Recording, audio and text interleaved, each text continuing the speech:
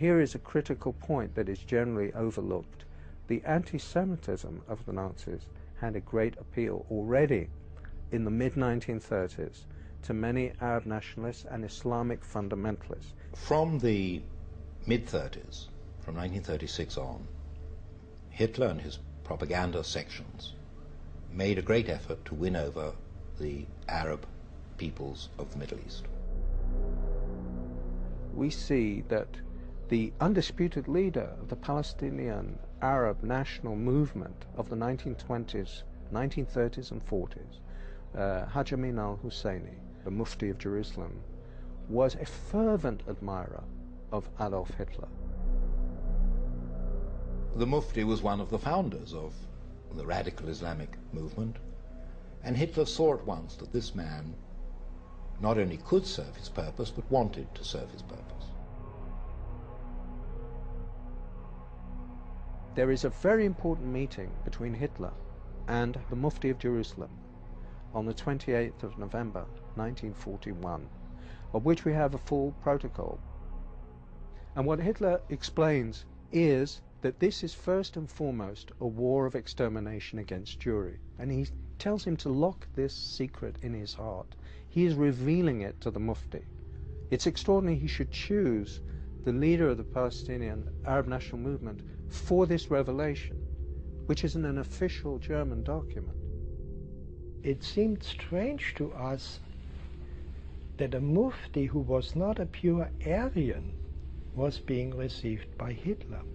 But they said, no, we have the same goal, which is the extermination of the Jews. The Mufti was sent to the Balkans, where he raised a Bosnian Muslim SS division.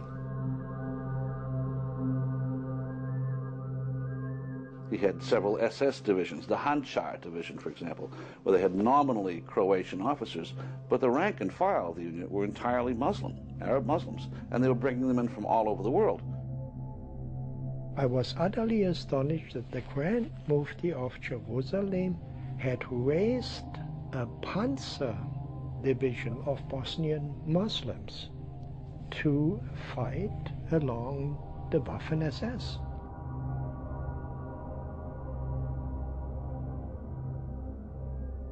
The fanatic Muslim world and Hitler both agreed that no ideology can exist beyond theirs. It's all-encompassing. A secular dogma like Nazism is less dangerous than this Islamofascism that we see today. It's less dangerous because Islamofascism has a religious twist to it. It says God the Almighty ordered you to do this, not the Führer, you know. So it is way more dangerous. It's trying to grow itself in 55 Muslim states. So potentially you could have a success rate of several Nazi Germanys if these people get their way. Hitler's gone and dead. The German people are not the Nazis of 1944, but the Muslims have never wavered in their goal, which really is, if they possibly could, to kill all of the Jews. I'm convinced of that. If radical Islamic fundamentalists had their way, we would have another Holocaust. There's absolutely no doubt about that. If Al-Qaeda could produce it, they would. But what begins with the Jews never ends with the Jews, as the West and Europe in particular is slowly but surely beginning to understand.